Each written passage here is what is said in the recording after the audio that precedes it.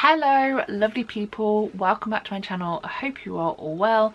Today we are going to dive ourselves into another set of 2 videos on a show. If you don't know what I'm talking about, we'll explain in a minute, but welcome to the Nervous Guide to Sherlock Holmes and the 12 Days of Christmas. There we go. Hit the intro.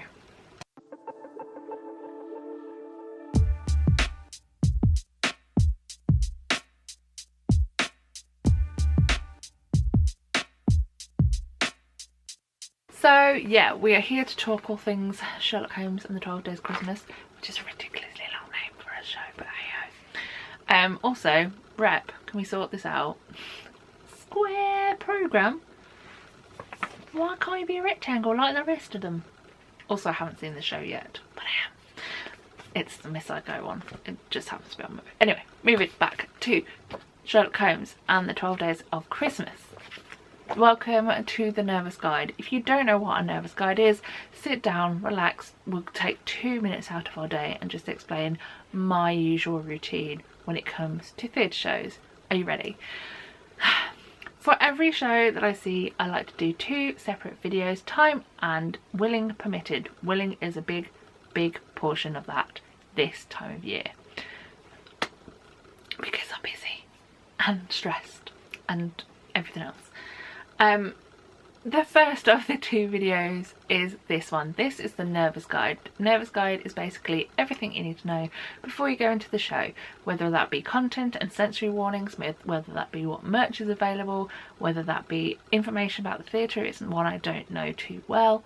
If it be my view from my seat, that's pretty much everything that I talk about. But basically, if I feel like it could be helpful to someone who's going to see a show to know about something before they go in, if they are an anxious person like myself, then that will be in this video.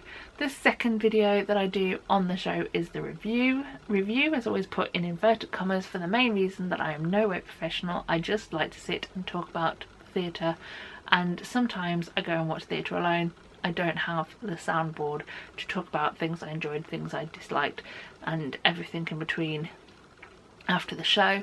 So I come home and I sit and I write notes, and then I spew my thoughts and feelings at a camera. And that is the review. But back to today's video, we're going to talk all things that you need to know about Sherlock Holmes and the 12 Days Christmas before you go in. Let's start off with merch, because I had it in my hand. I literally bought the programme for this show. The programmes are priced £6 and are available pretty much everywhere. Bars stock them, the cloakroom stock them, which is usually where I purchase mine from. Don't know why, it's become a routine. Also on most doors they were selling them.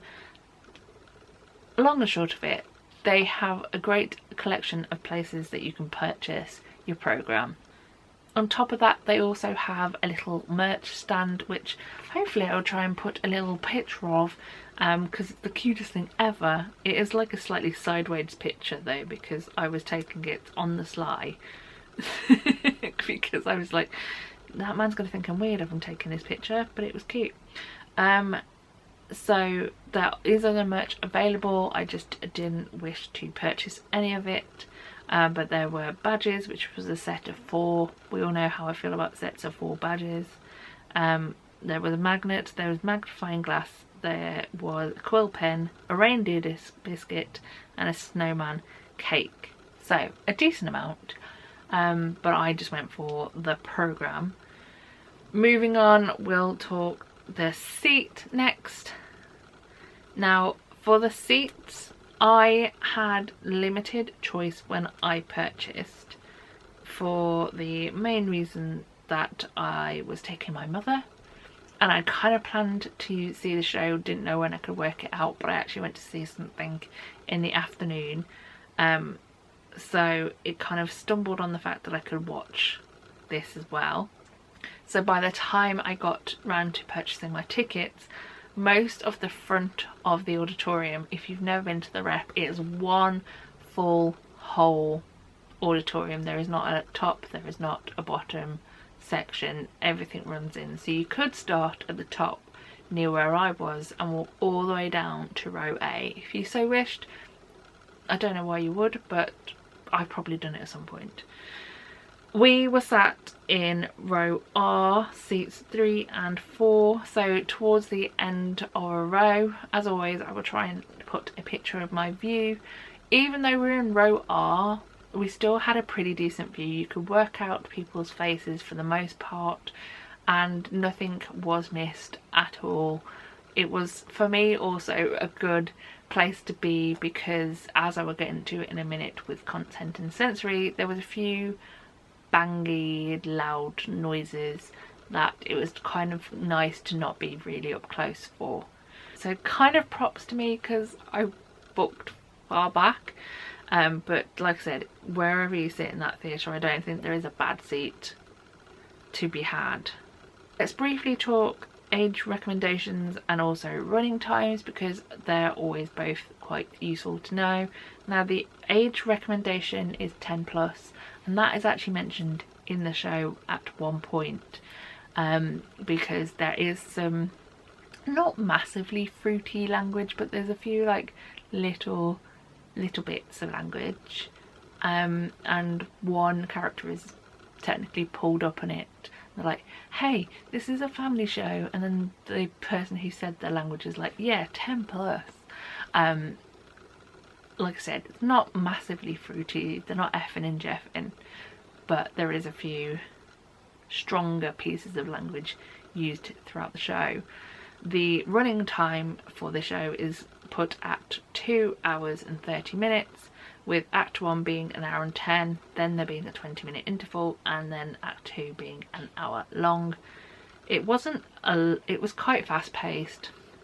I have to say I did look twice at my watch, once in Act 1 and once in Act 2, and I will get in for why in a minute. But I did look. I'm sorry. Moving on to the sensory and content warnings, we were informed twice about the content advice.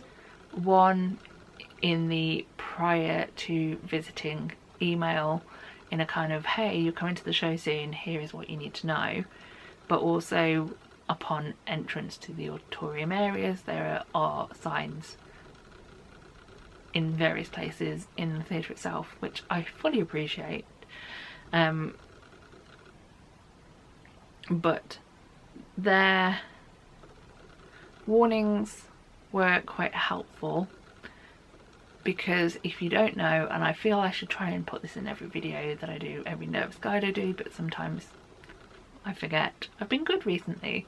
My main things, my main qualms, my issues are visible guns, gunshots, loud noises, occasionally flashing lights, and general hubbubs. Like if there's a lot of things going on stage is where I'd kind of get a little bit more anxious.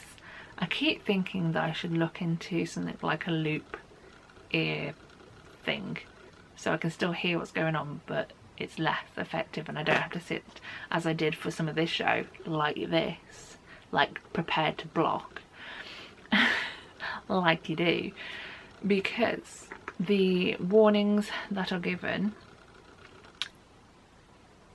is as follows. So on entrance to the auditorium it says the performance includes gunshot sound effects, gun usage on stage, haze and moderate language, which was a good helpful thing to do. However, because I didn't know when the guns were coming, it made me slightly anxious, and the reason I looked once in Act 1 and once in Act 2 at my watch was because I kind of wanted to know how much time I got left before the end of the act in case there was likely to be a gunshot, because in fact if I go to my notes, which I always try and make to help me out, the gun shot and visible guns for the most part only really appear at the end of Act 1, Act 1 ends in a song, and at the end of that song there are a good amount of guns held by most of the cast pointing at one person. Then there is a collective gunshot. It's kind of all together, and that is basically the loudest gunshot and the most visible guns there. There is also occasionally other loud noises, so let's go back into Act 1 and talk about the other things that I wanted to mention. Firstly, there is a scene which takes place backstage at a theatre.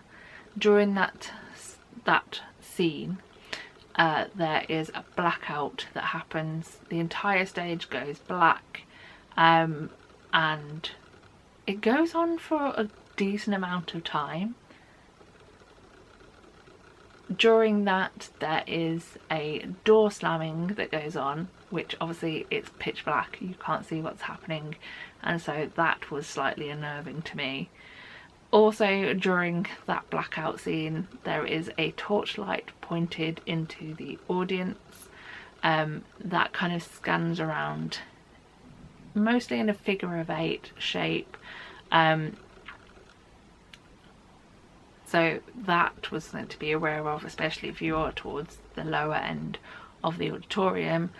And the last thing that happens during that scene is, I can't put it any other way, a decapitation. A character moves into a prop guillotine and a head is chopped off. Ta-da! So a lot goes on in that scene, and it all mostly happens in darkness / semi-darkness, so it's something to be aware of. Next thing to warn about is another gun of sorts. There is a scene where 2 of the characters are in an agent's office. They open this hidden door behind a large picture. Once that door is opened, a gun of sorts falls down because it's been held up by the doors. It falls down and kind of fires.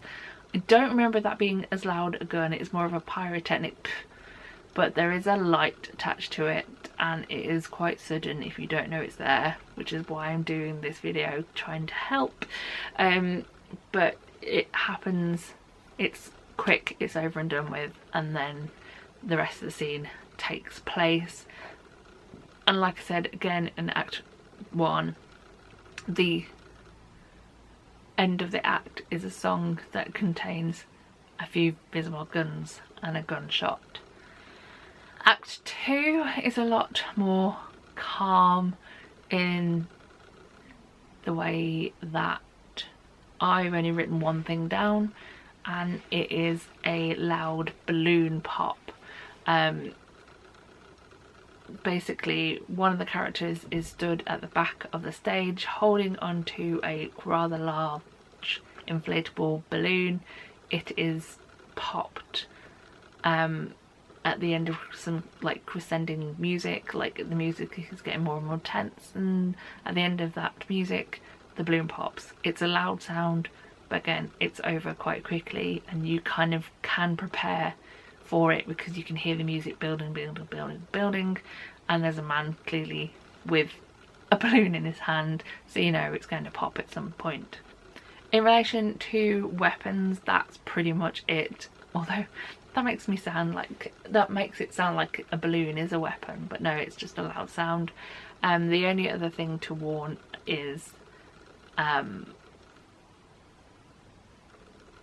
the last scene where somebody is in a box and there is a suggested poisoning. I'm not going to say anything else. I don't want to ruin this show for anybody, so I'm kind of trying to keep quite silent on certain things, because if you have plans to go and watch the show, there are a good amount of twists and turns, and I don't want to ruin it. But that is pretty much it on the sensory, and content. She says, listing off about 4 million things.